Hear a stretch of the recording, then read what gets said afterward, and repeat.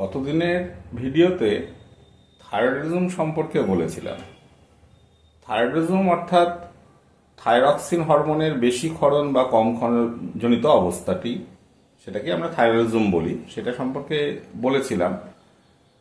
Thyroxine হরমোনের কার্যকারিতা, তার মানব জীবনে এফেক্ট, এগুলো বলতে গেলে অনেকগুলি ভিডিও করতে হয়, তবে হয়তো সবটা সম্পূর্ণ করা যাবে। আজকে আমরা সেই জন্যে থাইরক্সিন হরমোনের একটা অদ্ভুত কাজের সম্পর্কে বলবো।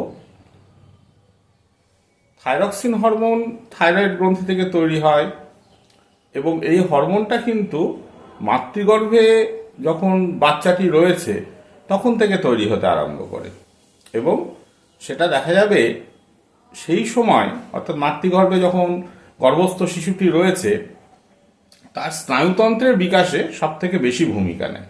অন্যান্য বৃদ্ধিতে তো ভূমিকা নেয় এবং স্নায়ুতন্ত্র, মস্তিষ্ক, সুষুম্নাকাণ্ড, বিভিন্ন নার্ভ, বিভিন্ন স্নায়বিক অর্গ্যান, সেগুলো তৈরিতেও কিন্তু এর খুব ভূমিকা আছে।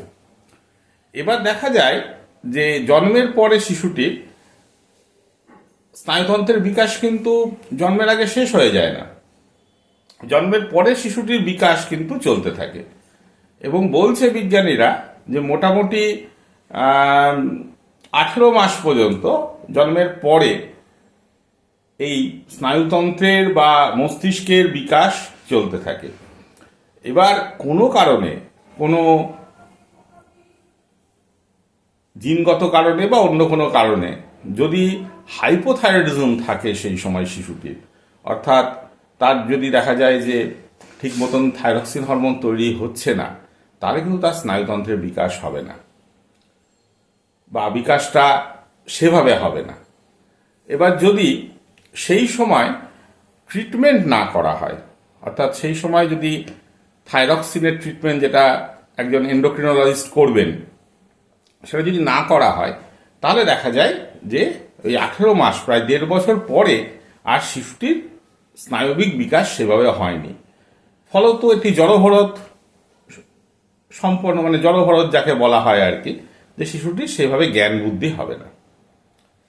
তাহলে এই যে বিপদটা থেকে বাবা মা কিভাবে নিজেদেরকে বাঁচাতে পারবেন, সেটা হচ্ছে যে যদি জন্মের পরে শিশু তার কাউকে চিনতে না পারে বা কিছু শিখতে না পারে, সেইটা কিন্তু বাবা মাকে খেয়াল করতে হবে।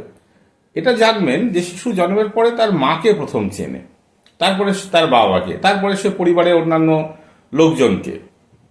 এইভাবে তার একটা বৌদ্ধিক বিকাশ শুরু হয়ে যায় এবং তারপরে পরিবারের লোকজনকে চিনবে, বিভিন্ন বস্তু চিনবে, এইভাবে চলতে থাকে প্রসেসটা। একই সাথে থাইরক্সিন হরমোন দেখা যাবে যে মস্তিষ্ক, সুষুম্নাকাণ্ড, নার্ভ, বিভিন্ন স্নায়বিক অর্গ্যান, চোখ, কান ইত্যাদির বিকাশ একই সাথে চালিয়ে যায় এবং দেখা যাবে 18 মাস হয়ে গেলে আর কিন্তু সেভাবে বিকাশ হয় না, আকারে বাড়ে। আমরা তো জানি যে নিউরন স্নায়ুতন্ত্রের একক, সেটা সংখ্যায় বাড়ে না, আকারে বাড়ে। তা সেই কারণে ওই সময়টা, ওই জন্মের পরে যদি কোনো শিশু তার বাবা মাকে চিনতে না পারে, যদি দেখা যায় যে সে কোনো কিছু শিখতে পারছে না, তাহলে সঙ্গে সঙ্গে কিন্তু ডাক্তারবাবুদের সাথে যোগাযোগ করতে হবে যে কেন এটা হচ্ছে। এবং তখন যদি রক্ত পরীক্ষা করে দেখা যায় যে শিশুটার দেহে হাইপোথাইরয়েডিজম আছে বা একদমই থাইরক্সিন নেই, তখন কিন্তু যদি ট্রিটমেন্ট করা হয় তাহলে শিশুটা কিন্তু ওই 18 মাস 20 মাস যদি ট্রিটমেন্টের মধ্যে থাকে, তাহলে কিন্তু সে অতটা জড়ভরত মতন হবে না বা তার বুদ্ধি বিকাশ মোটামুটি স্বাভাবিক হয়ে যাবে। তা এই বিষয়টা সবাইকে খেয়াল রাখতে হবে যে শিশু জন্মের পরে যেন খুব দ্রুত সবকিছু শিখছে কিনা সেই দিকটাকে নজরে রাখতে হবে। তাহলেই বোঝা যাবে যে তার মধ্যে কোনো থাইরক্সিনের সমস্যা আছে কিনা বা হাইপোথাইরয়েডিজম আছে কিনা। আজকে এই পর্যন্তই। এই প্রসঙ্গে একটা জিনিস বলি, থাইরয়েডিজম প্রসঙ্গে না, যে এই যে টিউটোরিয়ালস চ্যানেলটা তৈরি করা হয়েছে, এটা তো একটা উদ্দেশ্য নিয়ে তৈরি করা হয়েছে। এই চ্যানেলটার প্রধান উদ্দেশ্য কিন্তু একটি টিচিং লার্নিং, একটা এডুকেশনাল চ্যানেল অর্থাৎ হিসাবে এটাকে তৈরি করা, অর্থাৎ শিখন যে ব্যাপারটা, সেটা এই চ্যানেলের মাধ্যমে করার চেষ্টা করা হবে। আপাতত কিছু জেনারেল সায়েন্সের বিষয় নিয়ে আলোচনা হচ্ছে, কোনো ক্লাস ওয়াইজ বা টপিক ওয়াইজ আলোচনা হচ্ছে না, কিন্তু পরবর্তী সময় আশা করা যায় যে আগামী জানুয়ারি মাস থেকে সাবজেক্ট ওয়াইজ নতুন বছর শিক্ষাবর্ষ শুরু হওয়ার থেকে বিভিন্ন ক্লাসের, হ্যাঁ, অন্তত 6 থেকে 12 পর্যন্ত বিভিন্ন ক্লাসের বিভিন্ন বিষয় নিয়ে আলোচনা করা হবে, হ্যাঁ, টপিক ওয়াইজ। তখন স্টুডেন্টরা কিন্তু অনেক উপকার পাবে বলে আমি আশা করি। হ্যাঁ, হয়তো আমি সব বিষয়গুলো বলতে পারবো না বা শেখাতে পারবো না, তখন চেষ্টা করা হচ্ছে যে আর যদি কেউ বলে আর কি, বা এই চ্যানেলে আসে, সেরকম কিছু এডুকেটর দিয়ে, টিচার দিয়ে এটাকে করার চেষ্টা করা হবে। আর একটা বিষয় হচ্ছে যে এই চ্যানেলটাতে এখন পর্যন্ত 50-এর উপরে সাবস্ক্রাইবার হয়েছেন, খুব ভালো লেগেছে, তাদেরকে অসংখ্য ধন্যবাদ সাবস্ক্রাইব করার জন্য।